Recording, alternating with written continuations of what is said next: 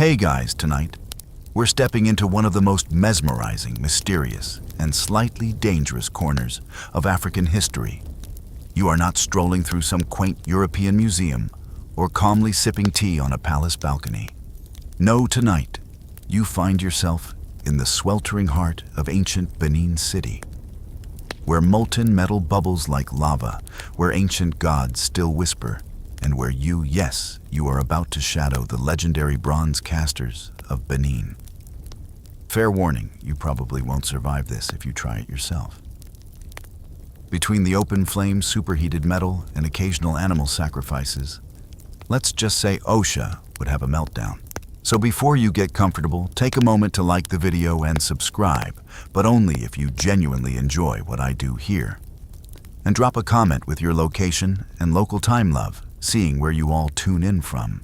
Now dim the lights, maybe turn on a fan for that soft background hum, and let's ease into tonight's journey together. The air hits you like a heavy velvet curtain, thick with humidity, heavy with spice and wood smoke. You're standing in Benin City, the once mighty capital of the Kingdom of Benin, modern-day Nigeria. But this isn't some sleepy village. Even now, the city pulses with a strange mix of ancient tradition and modern life. Motorbikes buzz past, children play barefoot in the dust, but you're focused on something far older than smartphones and street vendors. As you weave through narrow alleys, you're struck by the rhythmic clanging of hammers, the occasional crackle of open flames, and the steady drone of chanting voices. This is Eigen Street, and the sacred heartbeat of bronze casting, where families have passed down their knowledge for centuries, almost like a genetic heirloom. And no, you can't just sign up for a workshop here. It's a closed guild bound by tradition, family lines, and a heavy dose of spiritual obligation. Your guide, a fourth-generation caster named Ihai, greets you with a smile that suggests equal parts pride and mischief. He gestures for you to follow, and you do your sandals crunching over the red earth. "We make bronze live," he says. "But first, we must ask permission. Before you can ask who grants permission, you're led to a small shrine tucked beneath a towering tree. Wooden idols, blood-stained stones, and bowls filled with offerings of cola nuts, palm wine, and feathers sit in eerie stillness. You feel a tingle crawl up your spine. This is not for show. This is real. The casting process here is not just a matter of melting metal and pouring it into a mold. No, it's an intricate dance involving ancestors, gods, and invisible forces. Historians still argue whether these spiritual elements were symbolic or believed to hold actual power. But standing here, you sense these people aren't taking any chances. The shrine is dedicated to Ogun, the god of iron war and craftsmanship. Offerings are made to him, along with the ancestors, in hopes that the bronze will flow smoothly, the molds won't crack, and most importantly, that no accidents occur. Ogun has a temper, Ihai whispers. We keep him happy. A quick note if you're squeamish. You might want to look away when the chickens come out. The first small ritual you witness involves the simple yet dramatic offering of a white chicken. The bird's neck is cut swiftly, its blood poured onto the altar stone. The air thickens with the scent of fresh blood, mingling with the burning incense of cola nuts and herbs. The children watching seem entirely unfazed. You, on the other hand, clutch your stomach and hope breakfast stays down. You continue deeper into the compound, where the actual workspace reveals itself like a scene from a lost civilization. Large open pits are framed by wooden scaffolds. Buckets filled with odd materials, ashes, clay, and animal dung sit ready. Metal rods and tongs hang from hooks like surgical tools in an ancient operating room. This is where we call the spirits of our fathers, Ihai says, almost reverently. He explains how the entire street works together like a living organism. Different families have specialized roles. Some are mold makers, others are wax sculptors, and a few are trusted to work the dangerous fires. Benin bronze casting is famous for its lost wax technique, known in scholarly circles as cire perdue. This same method has been used for over 900 years here. Some historians argue whether the technique originated independently in Benin or was introduced through early contact with traders from North Africa or even the Portuguese. Either way, what's certain is that the Benin casters mastered it like few others. But here's where things get wonderfully weird. The clay they use isn't just any clay. It's gathered from secret riverbanks and pits outside the city. And not just scooped up willy-nilly. No, the collection process itself involves rituals, chants, and periods of silence. The clay is believed to contain not just mineral qualities, but spiritual ones. If collected improperly, it's said to curse the entire casting process. There's even a whispered story about a young apprentice who dared to gather clay alone without the elder's blessing. Let's just say his molds never hardened, right? And his reputation crumbled even faster. You pause and take a deep breath, noting the curious mix of sweat, earth, and smoke in the air. The sun, meanwhile, beats down with unrelenting force, making you question your choice of long sleeves. But Ehi seems completely unaffected. Now you see why we start with respect, he says. As night approaches, the activity does not slow. Fire's crackled drums begin to beat softly in the distance, and shadows dance along the walls of the compound. You can't help but feel like you're part of something ancient, something that has defied the march of time itself. And just as your head starts to swim with all this sensory overload, Ehi smiles once more. Tomorrow, he says, you will see how we call the wax to life. You're not entirely sure what that means yet, but you're very sure you want to find out. The rooster doesn't crow, not here. Instead, the morning wakes you with a low murmur of voices, the rhythmic scrape of metal against stone, and the gentle percussion of wood striking wood. You blink against the rising sun, its golden light spilling through the thatched awning of the workshop. Ehi's already up, of course. He stands by a low table, hands busy at work, eyes gleaming with quiet excitement. Today, he says softly, you meet the guild. You follow him through a narrow alley lined with mud brick walls, each home practically glued to the next, like an unbroken hive of industry. At the end of a gun street stands a small, unassuming building, but its simplicity hides its importance. This is the inner sanctum of the Benin Bronze Casters Guild, the Igun Eranmuan. Inside, the air feels denser, charged with a weight you can't quite explain. Several elders sit cross-legged in a semicircle, their hands resting on wooden staffs, eyes sharp and observant beneath embroidered caps. They glance at you with a mixture of curiosity and scrutiny. You suddenly feel like you've stumbled into an exclusive club, where outsiders are rarely welcome. And you're not wrong. In Benin, bronze casting isn't a hobby or trade anyone can pick up. It's a hereditary art passed strictly from father to son within the guild. The right to cast bronze was once granted solely by the Oba, the king of Benin, and remains tightly controlled even today. Our hands are chosen by our blood, one elder explains in a voice that sounds like rustling parchment. Others may watch, but they may not touch. Historians still debate whether this exclusivity was purely political control or part of deeper spiritual belief. Either way, it worked. For centuries, the guild has kept the secrets of their craft sealed tighter than a bank vault. Recipes for clay mixtures, timings for the furnace, even specific chants all remain confined within these walls. One of the younger guild members, perhaps eager to show off, brings out a battered wooden chest. Inside, carefully wrapped in oil-stained cloth, lies an assortment of ancient tools. Wooden paddles, worn smooth metal rods, twisted into odd shapes, and intricate carving knives catch the morning light. Some of these tools are over 200 years old, passed from grandfather to grandson like sacred relics. You're allowed to admire, but not touch. We speak to the metal with these. The young caster grins. Every tool remembers the hands before. There's a strange intimacy here. You begin to realize that for these men, bronze casting isn't simply a job or even an art form. It's communion. With every curve of wax, every swing of the hammer, they're speaking to their ancestors, to Ogun, and perhaps even to the metal itself.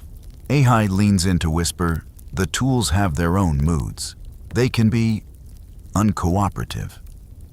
His voice carries a note of both humor and caution. And while you suspect he's half joking, you're also aware that if one of these guys says his chisel is in a bad mood, you nod and take him seriously. Suddenly, the room shifts. The elders begin a brief ceremony, not for your benefit, but for the work ahead. A bowl of palm wine is passed, prayers murmured, and cola nuts cracked open with deliberate reverence. This isn't superstition, at least not in the dismissive way you might expect. Here, the spiritual and the practical are inseparable. Scholars still argue about how much of the Benin caster's practice stems from indigenous belief systems versus influence from early trade with Muslim merchants or Portuguese explorers. Some suggest bits of syncretism found their way into the guild's rites over centuries of contact. But standing here, it feels entirely its own, a uniquely Benin fusion of earth metal and spirit. Your gaze drifts to a set of finished bronzes displayed against the far wall. The sheer intricacy is staggering. Obas, seated upon thrones, leopards frozen mid-pounce dignitaries, locked in an eternal march, their garments decorated with impossibly fine patterns. The detail isn't merely decorative, it tells stories. Each line, each raised dot, carries historical narratives. Victories won, alliances forged, ancestors honored. Every bronze is a memory, Ihai murmurs, sensing your awe. We do not forget. Of course, the knowledge wasn't always shared peacefully. When British forces sacked Benin City in 1897, thousands of these priceless bronzes were looted and scattered across European museums. Even now, many of these artifacts sit in glass cases far from home, the subject of fierce debates over rightful ownership. But we'll get to that part of the story later. For now, you're swept into the bustle as preparations for today's casting intensify. Apprentices scurry back and forth, carrying bundles of beeswax, small clay pots, and oddly shaped metal scoops. You're reminded, not for the last time, that while the end result is beautiful, the work itself is exhausting, messy, and dangerously hot. As the guild's activities continue, Ihai pulls you aside. Tomorrow, he says with a half smile, we wake the clay. And just like that, your strange initiation inches forward. The morning light filters through the banana leaves as you trail behind Ihai toward the outskirts of Benin City. Today feels different, quieter, more reverent. The lively chatter of Egun Street has faded into the background. You're heading to the sacred clay pits. This clay, Ihai explains, is not like your clay. It listens. He grins as though daring you to argue. But after what you've seen so far, you're not about to challenge local wisdom. The path narrows into a dense thicket. Branches claw at your arms, vines slither across the ground like lazy snakes. The air is heavy with a musky scent of wet earth and something sweet you can't quite place. A soft, droning buzz of insects accompanies your every step. If this were a video game, you're certain you just entered a high-level zone where bad things happen. Finally, you arrive at a shallow depression along a riverbank. The water reflects the blue sky like liquid glass. On the far side, clusters of reddish-brown clay cling to the embankment in fat, sticky layers. This is it, the secret ingredient. But you don't just start digging. Two elder casters stand by their faces, painted with white chalk bodies wrapped in cloth adorned with leopard prints. One carries a gourd filled with palm wine. The other holds a small bowl of powdered herbs. Before any clay is touched, they begin a brief ritual. Quiet chants rise and fall, fingers scatter the powder into the wind. And a bit of palm wine is poured directly onto the earth. The idea that clay has a spirit may seem foreign to you, but here it's as real as gravity. Historians still debate whether this ritual has roots in animist belief systems or is a uniquely Benin fusion of spirituality and metallurgy. Either way, no one's taking chances. After all, if the clay refuses to cooperate, cracking, crumbling, or failing to harden, entire months of labor can be lost. Only after the earth has been properly greeted do the apprentices move in. They dig carefully, almost tenderly, scooping the thick, cool material into woven baskets. The clay feels oddly alive beneath your fingertips, cool, heavy, sticky, but smooth like silk. You instinctively handle it gently, as though it might protest if squeezed too hard. "This clay breathes," Ehi says, placing a hand on your shoulder. It must not be angry. The clay is mixed with other materials back at the compound, crushed termite mounds, fine ash, even a bit of animal dung. The termite soil, rich in minerals and naturally aerated by the insects, gives the clay added strength and flexibility. You never thought you'd feel grateful for termite engineering, but here we are. The apprentices mix everything by hand in large, shallow bowls, kneading the mixture like bread dough. The process is rhythmic, almost meditative. Their movements sync to the soft chanting that continues under the breath of one of the elder casters, a melody that's half prayer, half working song. At one point, an apprentice accidentally drops a handful of clay too hard into the bowl, splattering a bit onto his neighbor's tunic. The older man freezes, glares, and the entire group falls silent. Tension hangs in the air like static. Then, after what feels like an eternity, one of the elders softly hums a single calming note. The rhythm resumes, and the potential crisis dissolves into a shared chuckle. Even small mistakes feel like they brush against the spiritual here. Scholars often wonder whether these strict protocols serve more to protect the quality of the art or to reinforce the guild's tightly held hierarchy. Both, probably. The blending of belief and practice makes it nearly impossible to separate the technical from the sacred. You watch as the prepared clay is rolled into palm-sized balls and set aside to rest. They'll be used later to build the intricate molds that will encase the wax sculptures. Ehi lifts one ball for you to examine more closely. "See the color," he says. "Too dark means too wet. Too pale means too dry. The clay must sit in perfect balance, like a well-fed child." You nod, pretending to understand, but truthfully, your untrained eyes see nothing but a ball of mud. Still, you sense the weight of generations behind each tiny decision here. By afternoon, the heavy baskets of harvested clay have been carried back to the main compound. The streets are lively again, women pounding cassava, children chasing each other with sticks, merchants calling out their daily prices. But within the bronze caster's quarters, the atmosphere remains one of quiet focus. The prepared clay balls are arranged under a shaded awning, away from the direct heat of the sun, but still exposed to the air. They'll rest here overnight, absorbing just enough moisture to make them pliable for tomorrow's work. The wax sculptors are already sharpening their tools in anticipation. As you watch the sunset paint the sky in ribbons of orange and purple, Ehi sits beside you on a low stool. He offers you a small cup of palm wine. You take a sip, its sweet burn coating your throat. "You see now," he says softly, "why our art lives. The earth gives. The fire transforms. The ancestors guide. The cicadas begin their nightly chorus. Somewhere nearby, a small drumbeat starts, joined by the low hum of another chant. The rhythm of the guild carries on steady as the tides. Tomorrow, you're told, you'll witness how wax breathes life into the vision locked inside every caster's mind. You're starting to realize that each stage of this process is its own world, with its own rules, its own rituals, and its own silent stakes. And you, lucky or unlucky, are in for all of it. The sun isn't even fully awake yet, but you are. The faint glow of dawn filters through the wooden slats of the workshop, casting thin stripes of light across the cool, packed earth. Today is the day of the animal offerings. Ehi's voice, soft but serious, cuts through the morning haze. Before the wax can live, the gods must listen. You trail behind him as he leads you back to the same shrine beneath the towering tree. This time, though, the mood is even more solemn. You can feel the weight of centuries pressing down with every step. The apprentices have already gathered, forming a half circle around the altar. In the center sits a low stone platform, its surface stained from years of repeated offerings. A goat tethered and calm in a way that seems unnatural lies nearby.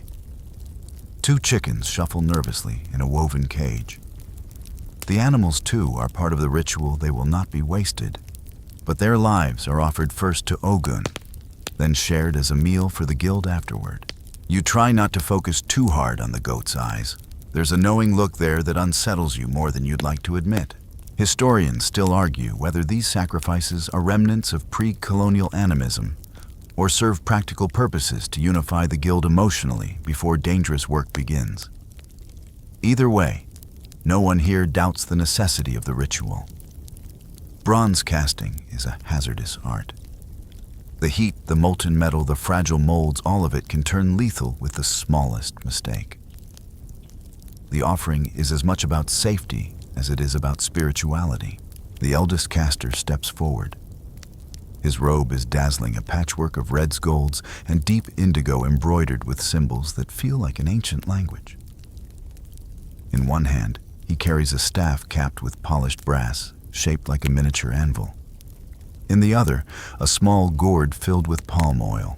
He begins the chant in a low voice that vibrates through your chest like a bass drum. The others answer their responses, growing louder, more insistent, like waves crashing against the shore. You don't understand the words, but you feel their power. When the elder raises his hand, the chanting stops. The goat's time has come. The movement is swift, practiced. A razor-sharp blade flashes in the morning light, and the goat's blood spills onto the altar stone. A younger guild member collects some of the blood in a small clay bowl, mixing it with powdered chalk and palm oil.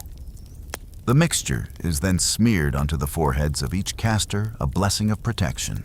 The chickens are next, their throats cut with equal efficiency. Feathers drift lazily to the ground, like confetti at the world's most somber party. Again, their blood is offered, their bodies reserved for the communal meal that will follow later. As the sacrifices conclude, a strange calm settles over the group. No one cheers. No one speaks out of turn. There's a respectful silence, as if everyone recognizes they've crossed an invisible threshold. The gods have been honored. The ancestors have been notified. The real work may now proceed. You exhale slowly, realizing you've been holding your breath. Ei catches your eye and smiles. The spirits have eaten. Now we may mold. Back at the workshop, the mood shifts from reverence to anticipation. The wax artists step forward, their tools gleaming like surgical instruments in the dappled light.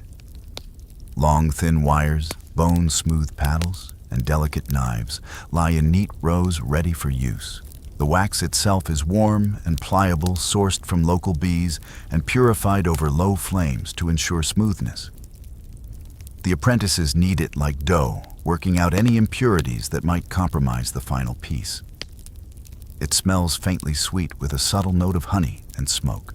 You watch as the first design takes shape under a master's skilled fingers, a ceremonial leopard poised mid-pounce muscles, taut every curve, exuding power and grace. Tiny beads of wax form the animal's spotted pattern, applied one by one with a steady hand. This part of the process feels almost magical. The artist doesn't sketch or measure, he simply sees the form in his mind and brings it forth through touch alone. Historians often marvel at the precision of Benin bronzes, considering the absence of any formal blueprints. Was it pure practice, ancestral guidance? A secret mathematical system, no one can say for certain. As the wax figures grow, so does your appreciation for the patience required. Some larger pieces take days to complete. A single misstep, a drooping curve, a misplaced bead can ruin hours of work. But the casters don't rush. They chat softly, trade small jokes, and sometimes sing under their breath. Ei chuckles, noticing your fixed stare. The wax listens too. If you rush it, rebels. Every figure includes fine rods of wax attached at strategic points. These will become the channels through which molten bronze will later flow. They look like strange little trees sprouting from the sculptures, their branches curling skyward. By mid-afternoon, several pieces are complete and ready for the next stage encasement in clay. But not today.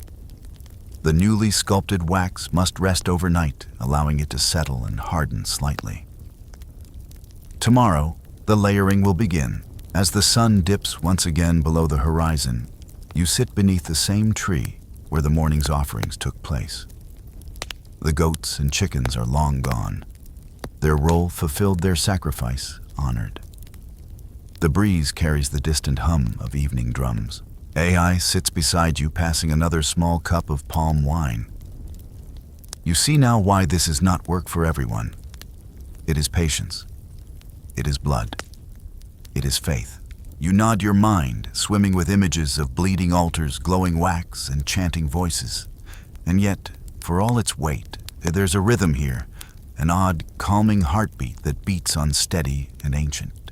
Tomorrow the clay will cover the wax, and you'll be one step closer to seeing how these living sculptures transform into timeless bronze. The roosters are crowing now. Finally, someone's following the script.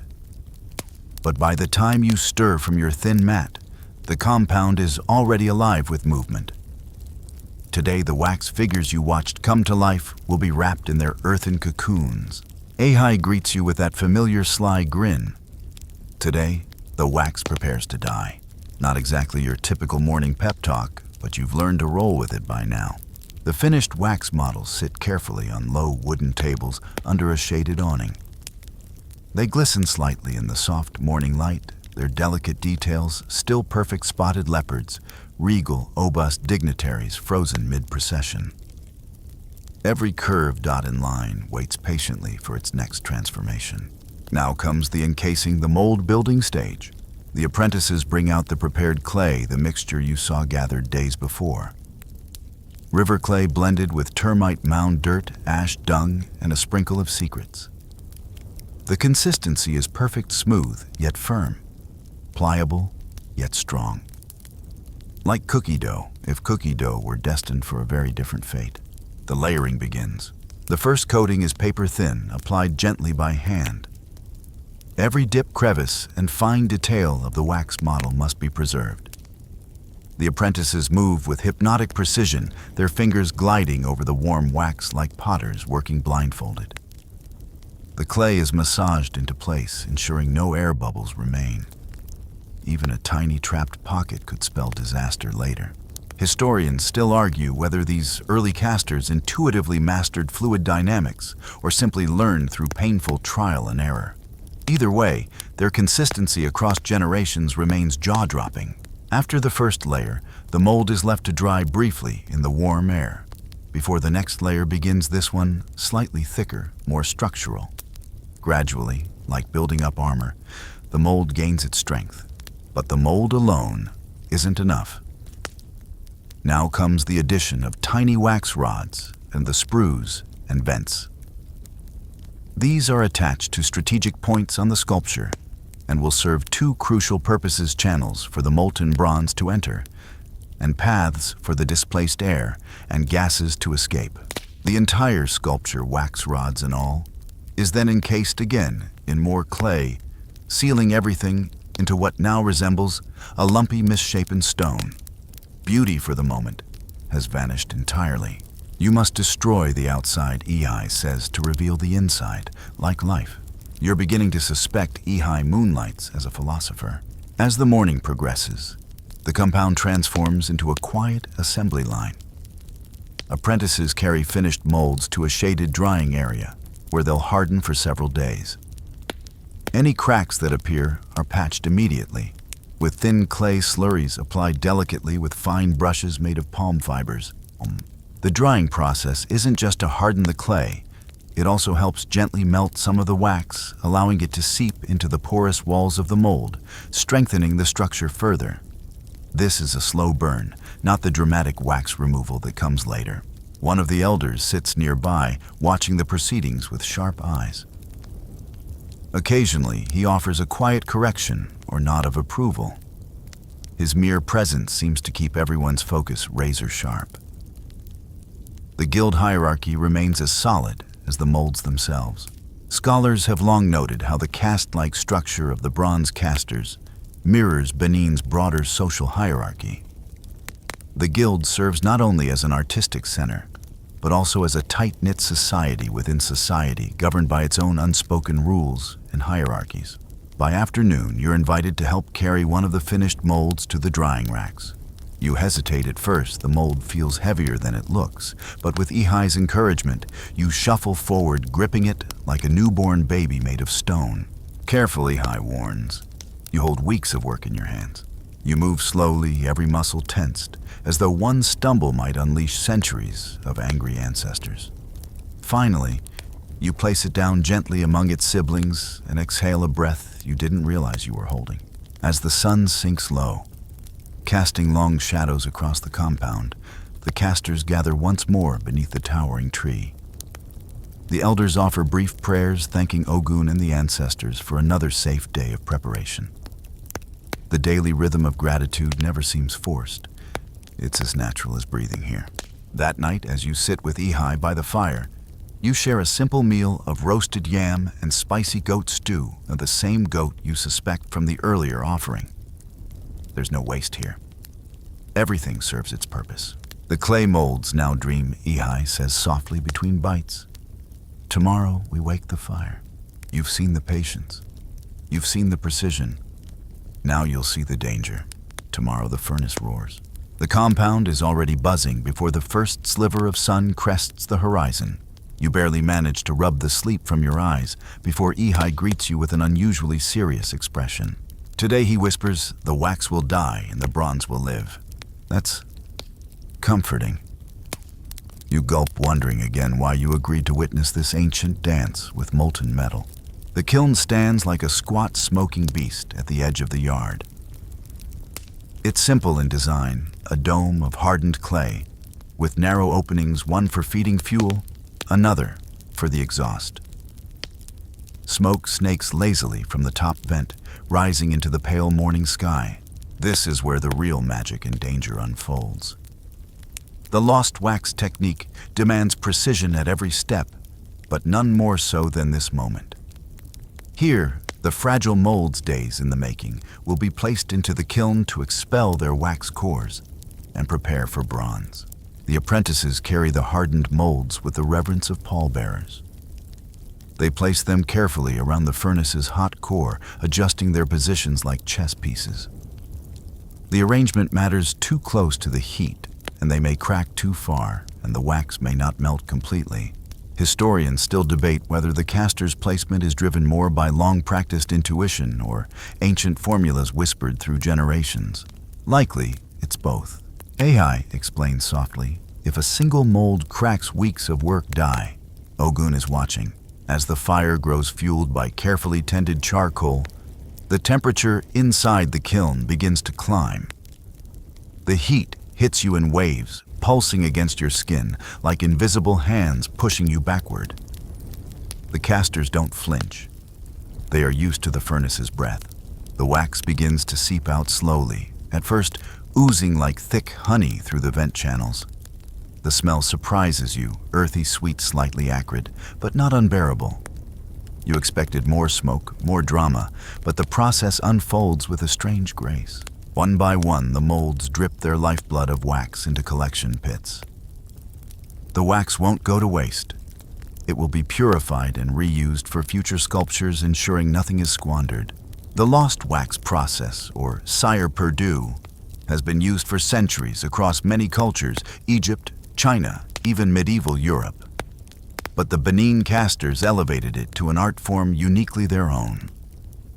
Scholars still marvel at the complexity of some Benin bronzes, wondering how such precision was possible without modern tools. Once the molds are emptied of wax, the kiln's heat is turned up further to harden the clay's shell completely. The casters monitor the color of the kiln's glow, reddish-orange, then pale yellow, as if reading an ancient language written in fire. The knowledge of exact temperatures is not recorded in degrees, but in shades and instinct. Hours pass in a steady rhythm of feeding fuel and adjusting airflow. You sit beneath the shade of a nearby tree, sipping water, your face still flushed from the heat. The furnace hums like a living thing, exhaling softly into the sky. By late afternoon, the molds are ready. Hardened, emptied, and purified by flame, they cool slowly in the open air. Now comes the next stage, the preparation of the metal itself. Copper ingots and bags of scrap brass are brought forward. The metals will be combined, melted, and poured into the waiting molds. But first, Ogun must be honored again. As the sun dips low, the guild gathers for a brief evening ritual. Palm wine is poured, cola nuts are cracked, and soft chants fill the air. The apprentices stand in respectful silence as the elders offer words of protection for the dangerous work ahead. There are no second chances when the bronze pours. Ehi murmurs almost to himself, "We have one shot. The fire will burn hotter tomorrow, far hotter than anything you've witnessed so far. Molten metal flowing like liquid sunlight will decide whether this delicate dance of days and weeks succeeds or shatters." You glance again at the hardened molds resting in their neat rows, thinking back to the vibrant wax sculptures hidden inside. Soon those delicate wax dreams will be reborn in solid bronze or lost forever. As darkness fully claims the sky, the compound quiets. Even the insects seem to hum a softer tune tonight. Ehi hands you another cup of palm wine, his face illuminated by the glowing embers of the banked fire. "Rest now," he says. "Tomorrow we summon Ogun's fire for real." And as your eyes drift closed, you realize something strange. Despite the danger, despite the heat, despite the looming risk, you can't wait to see what comes next. Before the first rooster even considers clearing its throat, the compound is already awake. Today is the day. You sense it the moment you sit up. The air itself seems heavier, thicker with anticipation. The molds, those hardened shells of clay and memory, sit neatly arranged beside the furnace waiting. And now, at last, it's time for bronze. Ehi greets you with a firm nod. "No grin today. This isn't the part where jokes belong. The metal will flow like a river," he says, "or it will fail. Today everything lives or dies. No pressure." The metal preparation begins with surprising simplicity. Large copper ingots, some salvaged from old electrical wire, others traded from nearby regions, are stacked beside bags of brass scraps, old taps, keys, even bits of discarded plumbing. Nothing is wasted in Benin. Everything can serve the art. The mixture of copper and brass isn't chosen randomly. It's carefully calculated to achieve the color weight and durability that Benin bronzes are known for.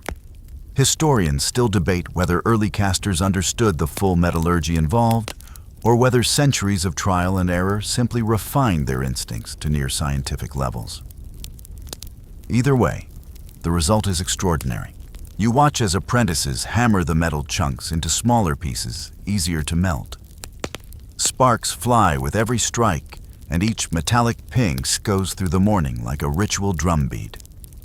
The broken fragments are loaded into crucibles, heavy, soot-blackened clay vessels designed to withstand the inferno.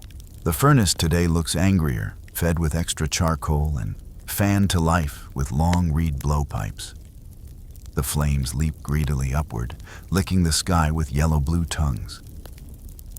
You feel the heat before you even approach. It stings your skin, drying your eyes, forcing you to blink repeatedly. Ehi, wearing only a simple cloth wrap around his waist, steps forward with steady hands, lowering the first crucible into the heart of the furnace using long iron tongs. It vanishes into the fire's belly, swallowed whole. For nearly an hour, the metal melts in silence. The only sounds are the crackling charcoal, the occasional shout of instruction, and the rhythmic breathing of the blowers as they force air into the flame to keep the temperature rising. You glance inside, briefly, a mistake. The brightness is blinding, an eye-searing swirl of orange, white, and liquid silver. You quickly avert your gaze, blinking away the ghostly afterimage burned into your retinas. The metal is shy, Ehi jokes, softly sensing your discomfort. It doesn't like being stared at. Finally, the moment arrives. The molten bronze, now glowing like the surface of the sun, is ready. The crucibles are pulled carefully from the furnace, their contents swirling and alive, like liquid gold, dreaming of freedom. Now comes the riskiest part of all the pour. The hardened molds are arranged vertically, their sprue channels pointed skyward. Two casters stand ready on each side of the pouring station, their muscles' taut faces locked in laser focus. Ahai gives the nod. In one fluid motion, the crucible tilts. The molten metal flows like syrup, made of sunlight, entering the mold through the channels, filling every crevice once occupied by wax. Thin ribbons of smoke hiss as traces of moisture and trapped air escape through the vents. You hold your breath. Everyone holds their breath. One mold fills perfectly. Then another. Then another. The casters work quickly, but never rush, their timing synchronized like a perfectly choreographed dance. Every second matters. Pour too fast and the mold may crack. Pour too slow and the metal could cool, prematurely ruining the casting. Historians still marvel at how such precision was achieved without modern thermometers or digital controls. Was it the color of the metal? The sound of the pour? The slight changes in the viscosity as it flowed? The truth remains part science, part mystery. As the last mold fills, the apprentices quickly cover the sprue openings with fine ash and clay to trap the heat and minimize oxidation as the bronze settles. And then silence. It's done. The hardest part for now is over. The molds will sit untouched overnight, cooling slowly under the careful watch of the guild members. Rushing the cooling process risks cracks, voids, or warping a fate worse than failure for a caster. You wipe your brow, surprised at how drenched you are. You didn't lift a crucible or shape any clay, yet the tension has soaked through your very bones. As evening falls, the compound shifts once again into its familiar rhythm. Quiet conversations, gentle laughter, the faint thump of distant drums. Even the goats seem calmer tonight. Ai sits beside you near the fire, passing you the now familiar cup of palm wine. You see, he says softly. The fire obeyed. The metal listened. You nod your mind, replaying every second of that fiery ballet. And yet, you know it's not over. Not yet. Tomorrow, the moment of truth arrives. The molds will be cracked open, and only then will you see whether all this patience ritual and risk has paid off. For now, you let the hum of the fire lull you into a rare moment of calm, knowing full well that tomorrow could bring either triumph or heartbreak. The air feels different this morning, heavier, as if it too carries the weight of anticipation. Today the molds will be broken open. Today you'll see what weeks of sweat, patience, and whispered prayers have created or destroyed. Ahai is already awake as always, but today his grin has returned. Now he says we see if Ogun was truly listening. The cooled molds sit in a neat row beneath the awning, their once smooth exteriors now dull and ashen from the intense heat they've endured. They resemble nothing of the intricate wax models you saw just days ago. If anything, they look like oddly shaped stones ready for the smashing. And that's exactly what's about to happen. Armed with wooden mallets, and the apprentices approach the molds with an almost surgical seriousness. Despite the crude tools, this is no reckless smashing. Every strike is deliberate, measured, cautious. One wrong blow could snap off a fragile limb or detail hidden inside. The first strike lands with a dull thunk. A thin crack snakes across the mold surface. Another strike, then another. The hardened clay shell begins to fall away, like an ancient egg shedding its shell. Tiny glimpses of metal flash in the sunlight. Fingers delicately pry loose larger chunks of clay, revealing the first piece, a leopard mid-pounce, its muscles frozen in an eternal moment of action. The once delicate wax beads that formed its spots now gleam as solid bronze. You exhale, not realizing how tightly you'd been holding your breath. The first piece is a success. Ahai smiles. Ogun is generous today. The process continues, mold after mold. Some pieces emerge flawless, their lines sharp and perfect. Others bear tiny flaws, small pits where air bubbles formed faint ridges, where the clay shifted ever so slightly. But most are salvageable, their imperfections easily corrected in the next stage. Historians often debate how the Benin casters achieved such remarkable consistency, especially given the high risk of mold failure at multiple points. Was it simply countless generations of apprenticeship secret rituals, or perhaps just the sheer volume of experience passed down through centuries? The debate remains open. A few molds don't survive intact. One small ceremonial plaque cracks clean through as the mold crumbles unexpectedly. Ehi frowns, but doesn't curse. Loss is part of the process. The broken bronze will be melted down and reborn in another casting. Once freed from their shells, the bronzes still appear rough, covered in thin layers of oxidized residue and tiny bits of stubborn clay that cling to their surfaces.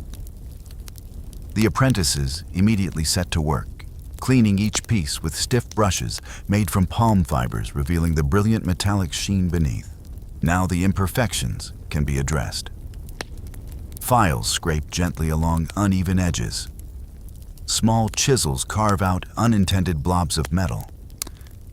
In places where details have softened, fine engraving tools are used to carefully redefine patterns, a restoration process blending both repair and artistry. AI lets you hold one of the smaller plaques gingerly with both hands, of course. It's heavier than you expect. The surface still radiates a faint warmth, as though it remembers the fire that birthed it. The detail is mesmerizing, intricate patterns of interlacing lines, tiny symbols that scholars are still trying to fully decode. Some believe they represent spiritual maps, others see royal genealogies, and some even speculate they hide layers of political commentary. The amount of cultural information packed into these bronzes is staggering. They're not just decorative, they're records. And in some ways, libraries. As the day stretches on the compound, fills with the metallic ring of files, the low murmur of focused conversation, and the occasional sharp ping of hammer on chisel. You're beginning to recognize the rhythm of this place, its unique music blending labor reverence and craftsmanship into a seamless whole.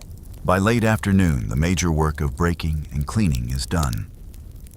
The bronzes now sit proudly on low tables, their surfaces gleaming under the dying sun. Some will receive further polishing tomorrow. Others will be patinated with natural solutions that alter the metal's surface into rich shades of brown, black, or green. You can't help but admire the surreal transformation from beeswax and river clay to molten fire. And now, solid, gleaming bronze.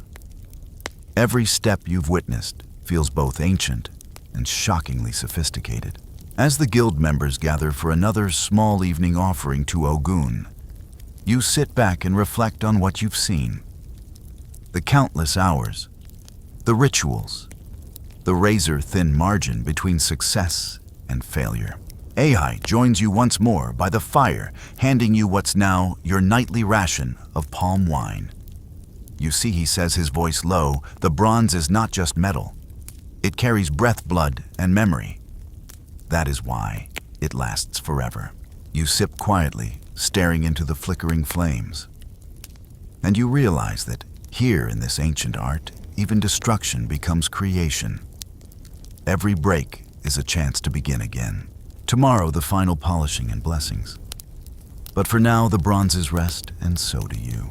The morning sun catches the bronzes like a spotlight, making them gleam, as though they've always existed untouched by fire, by risk, by time itself. But you know better now.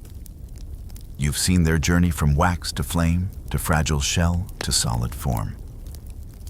And today, the final touches will make them ready for the world.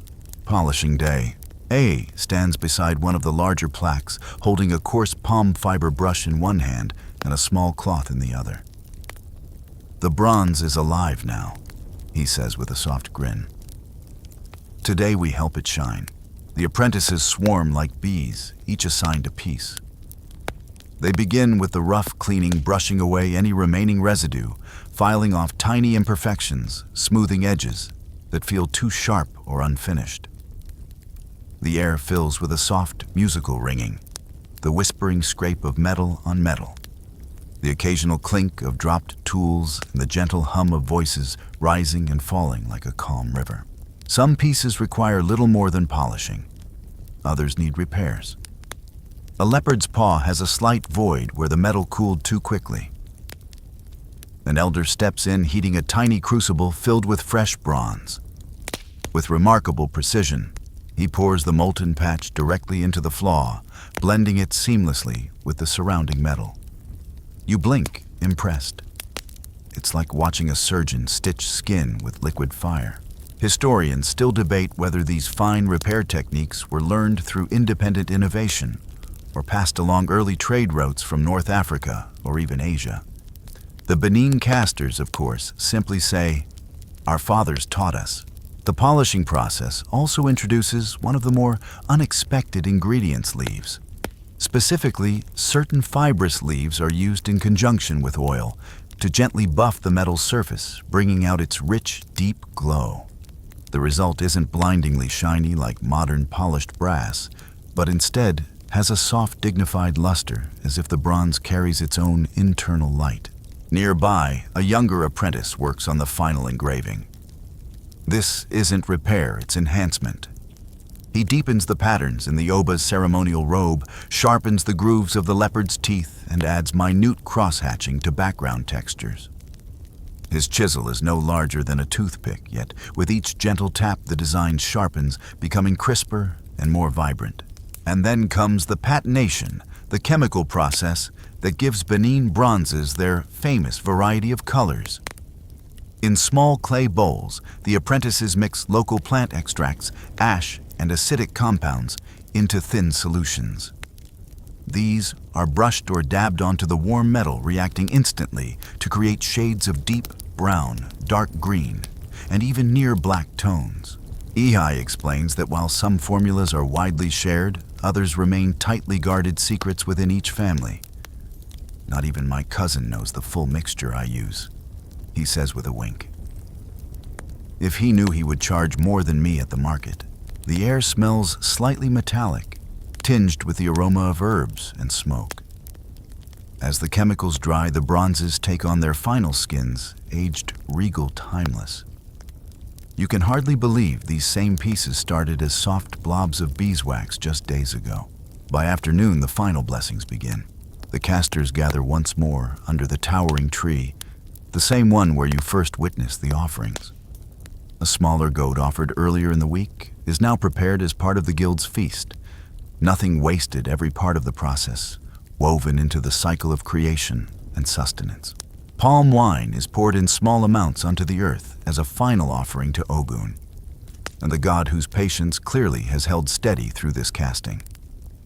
The elders chant softly, speaking words of thanks, protection, and continuity. Their voices weave together in a slow pulsing rhythm that seems to match your heartbeat. Historians sometimes describe these rituals as merely symbolic by modern standards, a way to maintain group cohesion or reinforce guild hierarchy. But standing here feeling the weight of it all, you realize how deeply practical the spiritual remains. In this dangerous craft, where failure lurks at every stage, faith and precision walk hand in hand. As the sun begins its descent, the bronzes are finally displayed for full inspection. Elders move from piece to piece, nodding occasionally, pausing to whisper small corrections or praise to the apprentices. These reviews feel less like criticism and more like guidance, gentle hands shaping not just metal, but future masters. One plaque catches your eye, a scene of the Oba seated upon his throne, surrounded by warriors, attendants, and courtiers.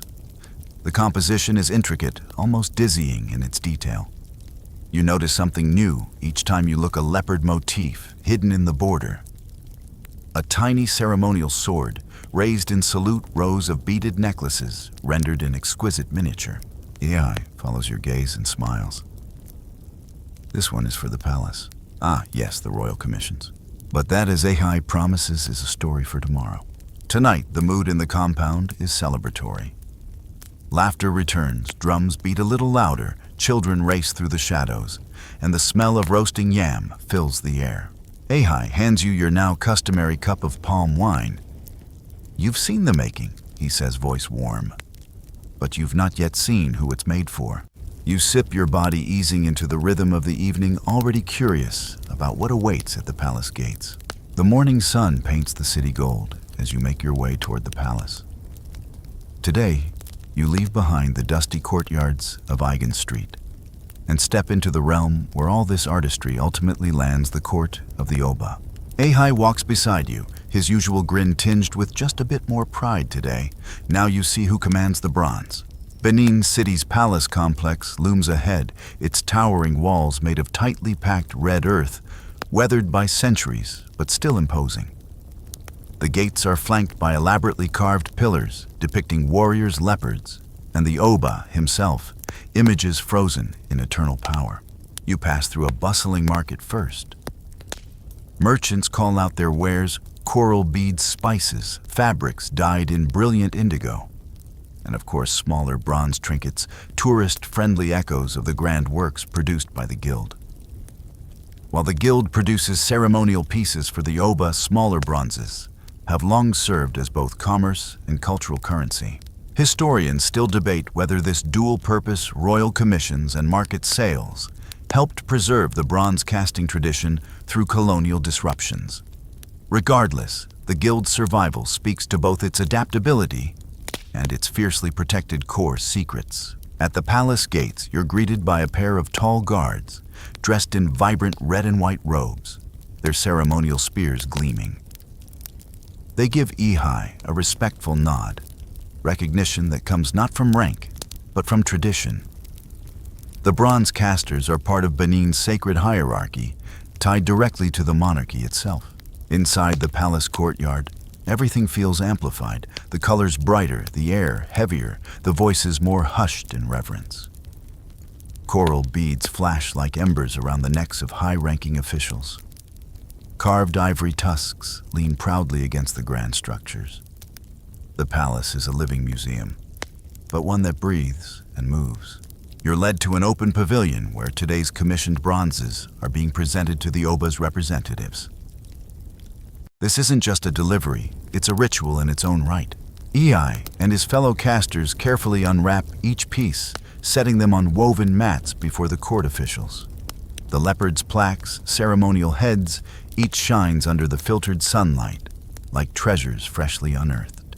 A senior palace aide steps forward, inspecting each bronze with an expert eye. He traces the raised patterns with his fingers, tapping lightly on the surfaces to test for flaws. His face remains unreadable. You find yourself holding your breath again, as though these final judgments still carry the weight of divine approval. Finally, the aide nods. Ogun smiles today, he says solemnly. Only then does the tension lift. The officials offer formal thanks to the guild, acknowledging both their craftsmanship and their sacred duty. The bronzes will now join the palace's collection, some displayed publicly in ceremonies, others stored in royal chambers only to be seen on special occasions. Ai leans toward you, speaking quietly. Every bronze here is a memory, a record. Long after men forget, the bronze remembers. And indeed, much of Benin's history is encoded in these works. Scenes of processions, military victories, royal ceremonies, even supernatural events are all captured in vivid relief across the plaques. Without written records, the bronzes serve as both visual archive and political statement, ensuring the Oba's power endures not just in life, but for generations to follow.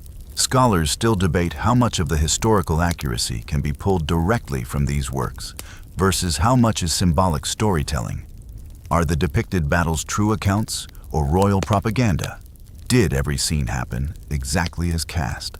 Likely the answer lies somewhere between history and myth. But here, myth carries its own undeniable truth. After the presentation, you're led deeper into the palace grounds, where even more bronzes reside. Walls are lined with intricate plaques, layer upon layer of Obas warriors, foreign emissaries, and mythical beasts. Some plaques are centuries old, others more recent, but all crafted with the same devotion and eerie precision you've now seen firsthand. One particular plaque catches your eye, a depiction of Portuguese traders, instantly recognizable. by their wide-brimmed hats and curved swords. Ehi notices your interest. They came long ago, he explains. We traded, we learned, but we remained Benin. Historians often cite the Portuguese contact in the 15th century as one of the first major foreign influences on Benin bronze work, bringing not only new materials, but perhaps inspiring some stylistic evolution. But the core techniques and symbolism, as you've witnessed, remain deeply indigenous. The Portuguese didn't bring the art, they merely walked into a kingdom that had already mastered it. By afternoon, the formalities wind down. The bronzes are taken into storage or displayed for upcoming ceremonies. The guild members are thanked again, not just as craftsmen, but as stewards of royal legacy. As you exit the palace, passing once more beneath the towering gates, you can't help but feel the immense gravity of what you've witnessed. This isn't just metalwork. This is nation building in bronze, each piece carrying a voice that refuses to fade with time. Ai, finally relaxing again, turns to you as the market noise rises once more. Tomorrow, he says, with that familiar mischievous glint, you'll hear how others tried to steal our voice. And with that cryptic tease, you head back to Eigen Street, the palace walls shrinking behind you, but the weight of its bronzes settling firmly in your mind. The morning feels heavier today, like even the air knows where this story is heading. As you walk with Ehi through the familiar alleys of Benin City, there's less chatter, fewer smiles. Today, you'll witness the moment the bronzes nearly vanished forever. Ai doesn't speak much as you walk, but his silence speaks volumes. Finally, he sighs. Now you will see when the bronzes bled. It was 1897. The kingdom of Benin stood strong, but winds of change, greedy imperial winds, were howling louder each year. The British, hungry for trade control and political dominance, had grown frustrated with the Oba's refusal to bend fully to their demands. Tensions had been building for years. While earlier diplomatic missions involved trade gift exchanges and mutual wariness, everything began to fray. The Oba maintained strict control over commerce, especially the highly valuable trade of palm oil ivory and, yes, bronzes. British merchants and officials saw profits slipping through their fingers. Finally, under the pretense of punishing a perceived breach of diplomatic protocol, the British launched what they termed a punitive expedition. In reality, it was an invasion. The assault came swiftly. British forces stormed Benin City in a brutal campaign. Fires consumed buildings. Warriors fought bravely, but were overwhelmed by the superior firepower of machine guns and artillery.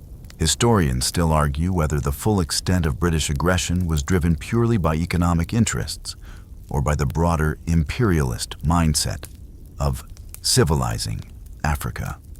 Either way, the result was devastating. Benin City was looted. Entire storerooms of royal bronzes, centuries' worth of history, artistry, and sacred memory were seized, packed into crates, and shipped back to England. The British soldiers were stunned by the scale and quality of what they found. Thousands of plaques, ceremonial heads, and sculptures sat stacked in the Oba's palace, like a glittering archive of power they barely understood. The irony. Some of these soldiers, entirely unprepared for what they were seeing, first believed the bronzes couldn't have been made by Africans. The detail, sophistication, and sheer volume clashed with their ignorant preconceptions. For years, debates raged in Europe, with some scholars desperately trying to credit outside influences for the bronze's creation. Portuguese, Arabs, Chinese. The idea that Benin artists had developed this mastery on their own was too uncomfortable for many Europeans to accept. Ehi's voice breaks through your thoughts, steady but tinged with pain. They thought we could not do what our fathers taught us. They took our art and called it theirs. The looted bronzes were soon scattered across Europe. Museums in London, Berlin, Vienna, and Paris proudly displayed them. Private collectors snapped up pieces at auctions. What had once been a cohesive record of Benin's royal history was now fragmented across the globe, Some were even melted down for the raw value of the metal, an act that makes you wince.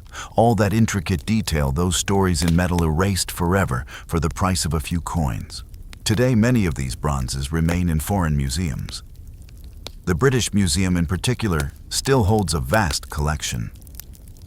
Debates over repatriation continue to this day, fueled by growing global recognition of the looting's brutality and the importance of cultural restitution. Historians now universally recognize that Benin bronzes are among the most sophisticated and technically advanced art forms to emerge from pre-colonial Africa, a recognition that came painfully late but firmly. The myth that Africans could not have made such work has been thoroughly dismantled, replaced by a grudging respect and, in some circles, genuine awe. As you both sit under the familiar tree back at Igoon Street, Iha quietly carves a small figurine from wood, his hands moving methodically. "But we still cast," he says softly. "Even after the soldiers came, even after the bronzes left, we cast. They could not steal the fire from our hands." You realize that this perhaps is Benin's greatest defiance. The art never died. The techniques never vanished.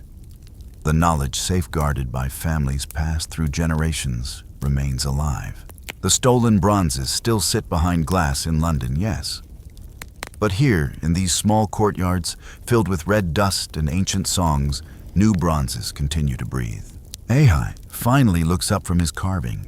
"Tomorrow," he says a bit lighter, "you will see how we rise again." The air cools as night falls, but the fire in the guild's furnace flickers steady like a heartbeat that refuses to stop. Morning arrives. Not with heaviness today, but with quiet resolve. The city hums softly, the furnace smokes gently, and for the first time you feel the weight of centuries lightening just a little. Today, you'll witness how Benin's bronze casters have reclaimed their place not as broken victims of history, but as artists still shaping it. Ahai meets you with a twinkle in his eye. "The fire never died," he says. "We only had to feed it again." In the years following the 1897 invasion, the Bronze Casting Guild faced devastation. Many families lost patrons, commissions vanished, and their cultural epicenter, the Oba's court, was dismantled. Yet the casters didn't abandon their craft. The techniques survived, passed in whispers within families, kept alive by those who refused to let Ogun's knowledge slip into silence. By the mid-20th century, as Nigeria moved toward independence, interest in Benin bronzes surged once more, not just from foreign collectors, but from Nigerians themselves, eager to reclaim and revive their cultural treasures. Today, the guild thrives again. You walk with Ihai along Egan Street, which feels like a living museum crossed with a working studio. Workbenches spill into the narrow alleyways.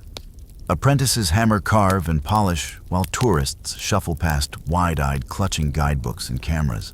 Small shops display gleaming bronzes, leopards mid-pounce, obas, seated upon thrones, elaborate plaques, and decorative jewelry adapted from the ancient designs. Some pieces are meticulously traditional, others reflect modern influences, blending old with new-like threads in an evolving tapestry. Tourists want small bronzes for their tables, Ihai chuckles. We give them leopards that fit into suitcases. There's a quiet pride in his voice, not mockery. The survival of the craft has required adaptation, and these smaller portable pieces help fund the continuation of the ancient techniques. Yet even as commerce fuels the present, the true guardians of tradition remain fiercely protective of their sacred knowledge. The full royal techniques, the specific clay, mixtures, the precise firing sequences, the ancestral chants are still passed down strictly within families. Outsiders may learn the basic lost wax method, but not the secrets that give Benin bronzes their unmistakable soul.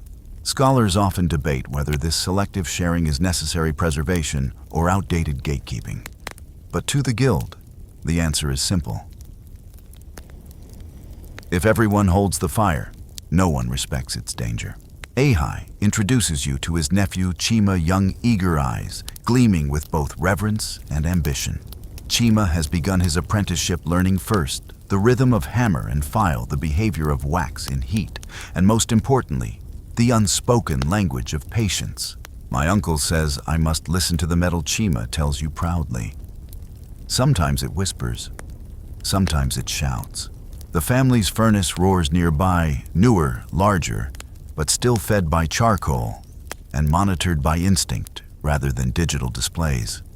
The dance of fire and metal continues, as it always has, just as dangerous, just as mesmerizing. Benin bronzes today are not only cultural artifacts, they're also powerful political symbols. As global discussions about restitution grow louder, Nigeria has formally requested the return of many looted bronzes from European museums. Some institutions have begun returning pieces, voluntarily acknowledging the moral weight of their acquisition. Each returned bronze brings not just a physical object home, but also a restored piece of history, a voice once stolen, now allowed to speak again. Ahai walks with you into a small gallery operated by the guild itself. Inside, newer royal commissions stand proudly alongside returned artifacts. The continuity is breathtaking. The ancient bronzes and their modern siblings sit side by side, nearly indistinguishable in craftsmanship. The line between past and present blurs completely. One particular piece stops you in your tracks, a newly cast royal head of the Oba, its surface flawless, its beaded crown rising with perfect symmetry. This isn't a replica of an ancient piece. It's new, current, commissioned by the reigning Oba himself to mark a new chapter for Benin's monarchy. Our art does not copy the past, Ihai says, voice filled with quiet authority. It continues it, even as modernity presses in with tourists, social media, and international markets. The guild remains anchored in its purpose to tell the story of Benin, to honor its ancestors, and to ensure that Ogun's fire burns in the hands of each new generation. As evening falls, you sit once again under that now familiar tree. The marketplace hums in the distance, mixing with the steady beat of drums that seem to have pulsed through this city forever. Ahai lifts his cup of palm wine. Tomorrow we speak of the questions no one can answer, he says. The parts even we do not fully know. You clink your cup gently against his, both of you, quiet for a moment. As the stars blink into view, scattered across the night sky, like tiny eternal bronzes of their own. You wake with the feeling that you're nearing the center of a maze. Each step has led you closer to the heart of the Benin bronze mystery. But now Ihai warns you, enter a realm where even the masters hesitate to speak with certainty. There are things we know, he says, his tone more hushed than usual. And there are things we only believe. Today, you will touch on the rituals that scholars still struggle to fully understand, the spiritual shadows behind the craft. The formal process you've witnessed so far, the clay, the wax, the fire, is only half the story. Parallel to these visible steps runs a second track, one that belongs to the ancestors, the gods and forces few outsiders are ever permitted to witness directly. Ai leads you not to the furnace or the workshop today, but to a much smaller hidden shrine tucked behind one of the family compounds. It's quieter here. The buzzing market sounds seem distant. Even the air itself feels thicker. A small wooden structure barely taller than you houses the shrine. Inside, simple offerings sit on a low stone kola, nuts, cowrie, shells, feathers, and a small iron figure representing Ogun. You recognize the tools laid before it. Miniature anvils, tiny hammers like sacred echoes of the tools used in the workshop. This is where we ask permission, Ihi whispers. Before we cast. Before we touch the fire.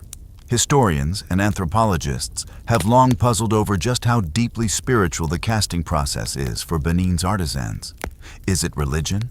Is it a form of ancient psychology to maintain focus under dangerous conditions? Or is it something far more literal, a belief in actual spiritual intervention?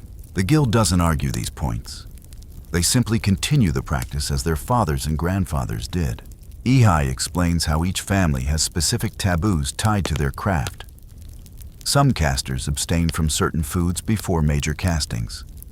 Others refuse to cast on certain lunar phases.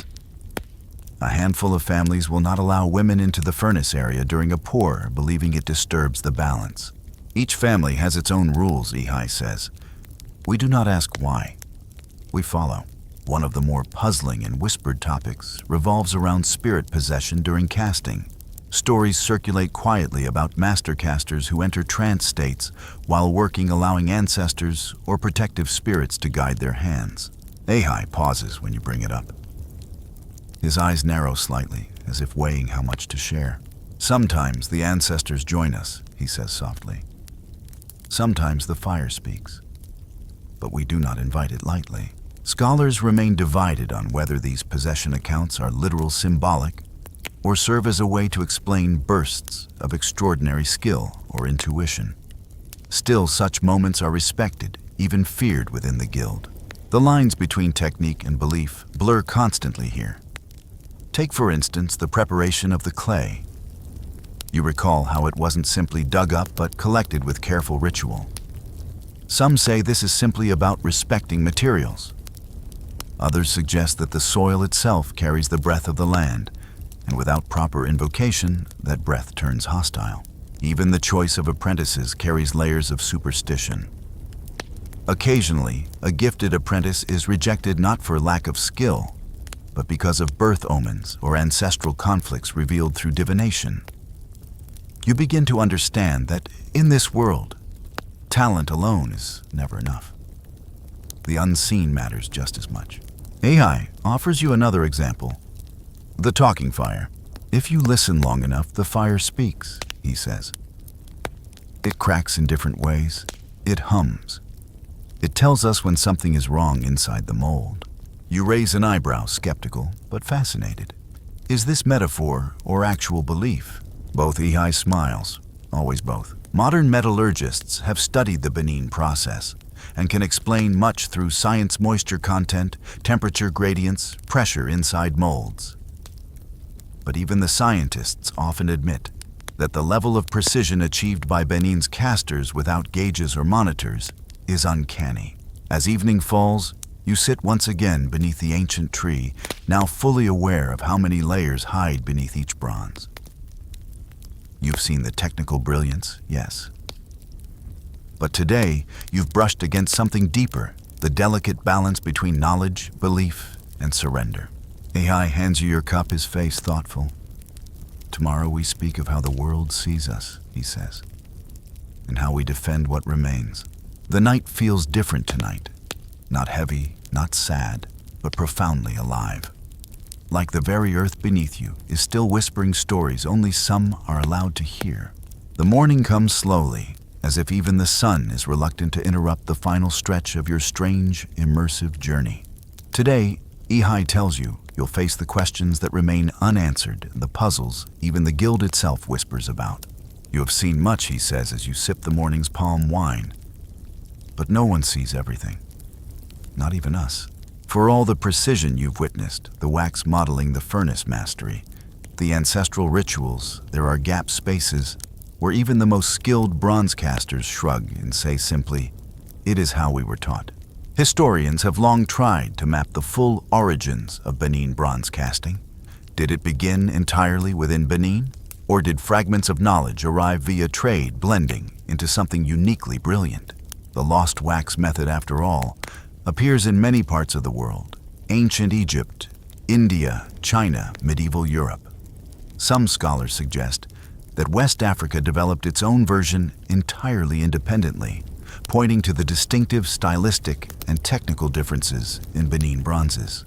Others argue that contact with early Portuguese traders or Muslim merchants may have carried certain metallurgical ideas southward along trade routes, subtly influencing techniques.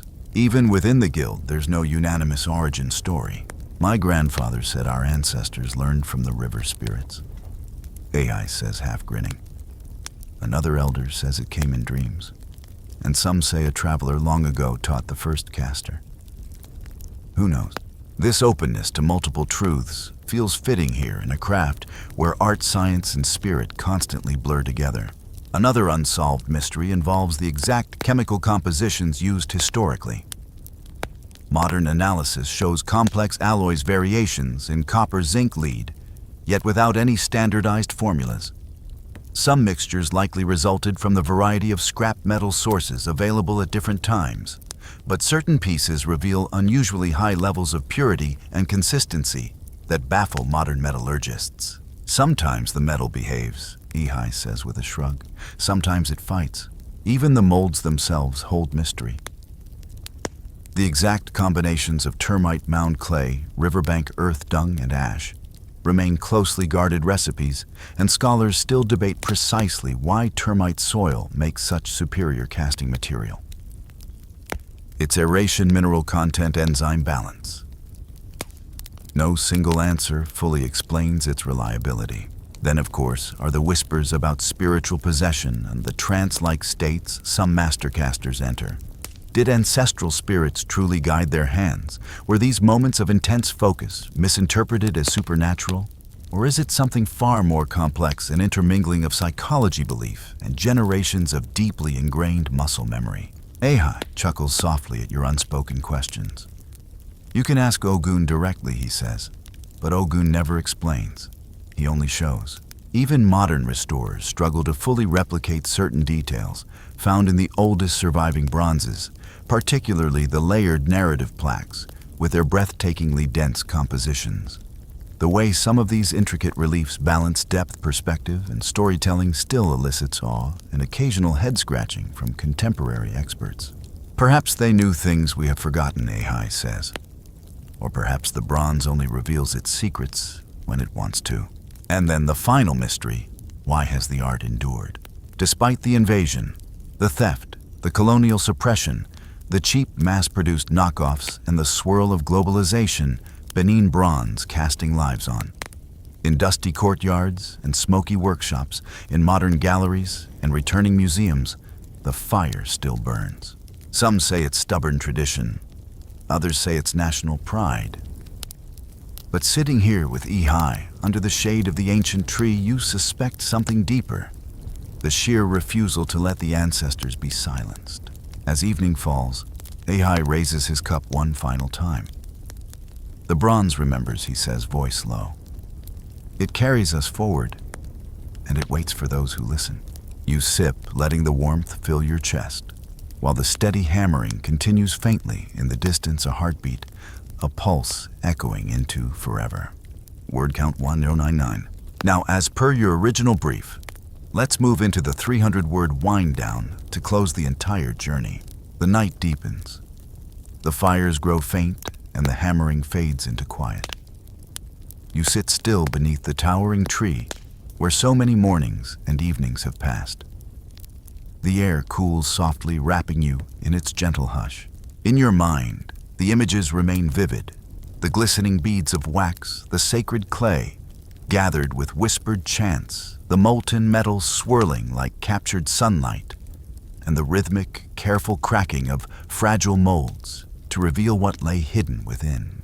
The voices of the ancestors seem to linger, woven into the very soil, into each polished surface of the bronzes that now rest, waiting to be admired, studied, debated, or simply to exist. You allow your breath to slow your heartbeat, to match the calm pulse of the sleeping city. The mysteries no longer feel like puzzles that must be solved. They've become part of the rhythm of patience, of loss, and resilience of creation that bridges centuries. The world beyond may still debate ownership, origins, and value. But here, beneath this ancient sky, one truth whispers gently. The bronzes live because the people live. And as long as hands shape wax, as long as fire melts copper, and as long as prayers are offered to Ogun, the story continues. You close your eyes, feeling that steady hum, warm, ancient, unbroken. Sleep comes easily now. Sweet dreams.